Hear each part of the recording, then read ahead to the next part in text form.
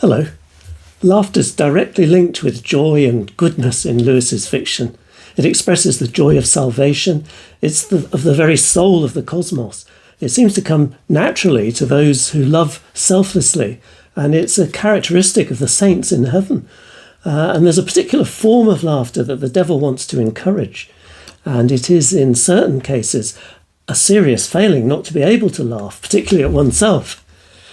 So first, for example, there's more laughter in Prince Caspian than any of the other Narnia chronicles. And a lot of it comes during that high-octane procession across Narnia with Aslan and the crowd of trees and the extremely exuberant young god Bacchus with his entourage of wild maenads, girls dancing crazily, and the tipsy old guy on the donkey, and so on. It's teeming with noise and movement, with gaiety and wild abandon, and dramatic acts of liberation, like the release of the river god and the freeing of school children, or put upon teachers for that matter, or farmyard animals from their chains, or beaten children and sick old ladies, is a wonderful picture of salvation and healing. I've explored it in another video if you're interested. And everybody was laughing, and everybody was shouting out, yo, yo, yo, yo, yo. And the laughter never ceased, nor did the yodeling cries. And the next morning, too, everyone was awake, everyone was laughing, flutes were playing, cymbals clashing. And they seemed to be laughing just for the sheer joy of the occasion, the joy of salvation. And so at last, with leaping and dancing and singing, with music and laughter, and roaring and barking and neighing, they all came to the place where Miraz's army stood, flinging down their swords and holding up their hands. Freedom and salvation have come to Narnia, and they laugh. In the Screwtape Letters, Devil Screwtape feels the need to give his underling Wormwood a lesson in when laughter is useful for their demonic purposes and when it isn't. And it can be a product of the pure joy of heaven, he points out. And that, of course, they would want to discourage. I say more about that in the video, what Devil Screwtape says about joy. But also, laughter is a result of fun, he says. And that's not much better as far as he's concerned. It's closely related to joy, he says. A sort of emotional froth arising from the play instinct. It's of very little use to us. Unless, of course, it can be used to divert the individual's attention from God's purposes for her or him. And then there's jokes, of course, which can produce laughter and may or may not be useful for the devil's purposes. You can read about all this in letter 11 of the Screwtape Letters. But the thing the devil loves most, which gives rise to laughs, is flippancy.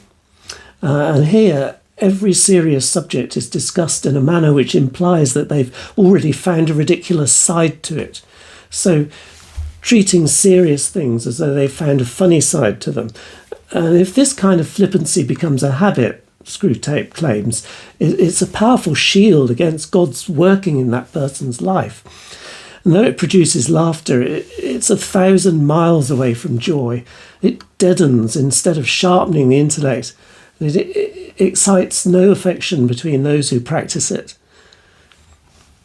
On a further level, the inability to laugh can even be a sign of moral or spiritual failing at some points. So, for instance, in the first of the space novels, Out of the Silent Planet, we're told that the dangerously misguided and ultimately evil scientist Weston on the planet Mars, or Malacandra as it's known, did not know the Malacandrian word for laugh. Indeed, it was not a word he understood very well in any language, says Lewis.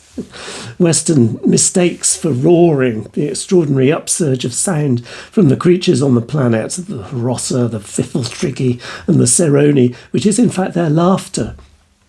And Weston's a bit like Uncle Andrew in the Magician's Nephew, who hears only roaring when the animals, including Aslan himself, speak to him. It's a kind of spiritual dysfunction. Even the Eldilla, which are angels in Lewis's story, they laugh. But Weston, unlike the main character, Ransom, knows not laughter. He's too far gone.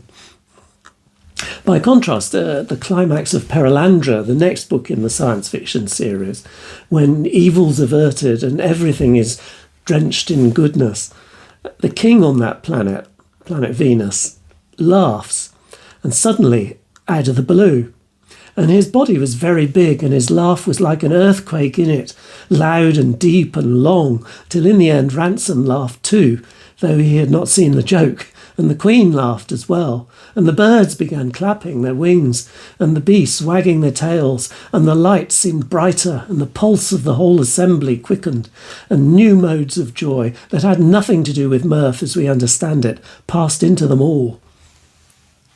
Lewis clearly loves this din of joyous noise.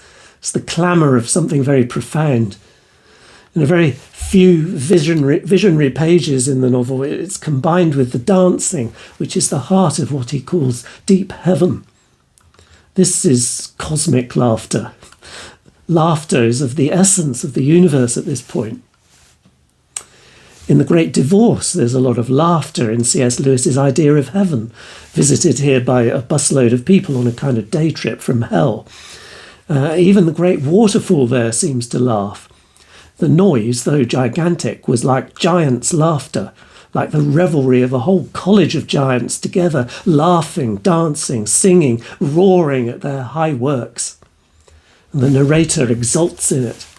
I saw now, though it did not cease to look like a waterfall, that it was also a bright angel who stood like one crucified against the rocks and poured himself perpetually down towards the forest with loud joy. What an extraordinary description. The waterfall's an emblem of a joy that erupts when there is a sacrificial self-giving. The first of the spirits we meet in heaven in The Great Divorce is the redeemed murderer called Len. And his effect on the narrator is so much joy that he says, Len's face made me want to dance. It was so jocund. There was laughter in his voice. Mirth danced in his eyes. Another spirit speaks once more, shaking and shining with laughter. Yet another, the bright spirit Reginald, speaks to his ghost sister, one of the visitors from hell, shining with love and mirth, so that my eyes were dazzled.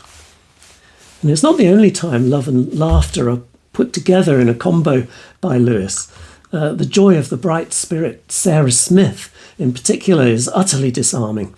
Merriment danced in her eyes, and her joy all but wins over her diminished, shrunken husband, who's another of the visitors from hell. Something not unlike a smile struggled to appear on his face.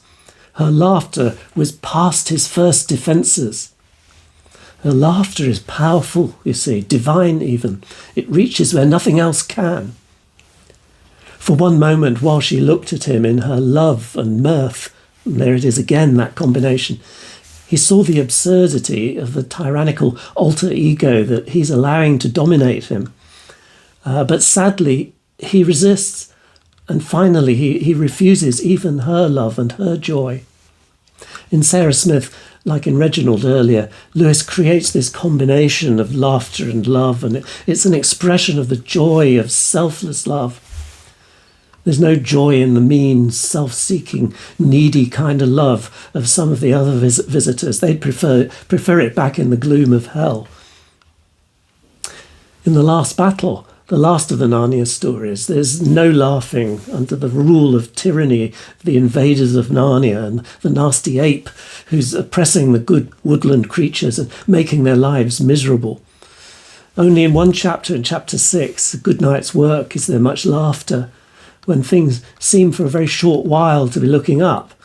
The whole party began talking and laughing. Even Puzzle, that's the donkey, lifted up his head and gave a great hoi oi oi oi oi, a thing the ape hadn't allowed him to do for days.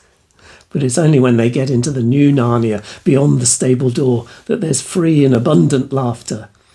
And it's by her laugh that King Tyrion recognises one of the queens who greet him as his friend Jill. And he looks round in wonder with his new friends all round him laughing. And they all laugh when the Lord Diggory says, it's all in Plato, all in Plato. Bless me, what do they teach them at these schools? Just as he said back in The Lion, the Witch and the Wardrobe. He even laughs at himself. And this is the great shared laughter of heaven. And after the stable door is finally shut in the old Narnia, just before the great lion turns and races off across the grasslands towards the mountains, further up and further in, we're told there is, of all things, laughter in Aslan's eyes. In other words, laughter in Christ's eyes.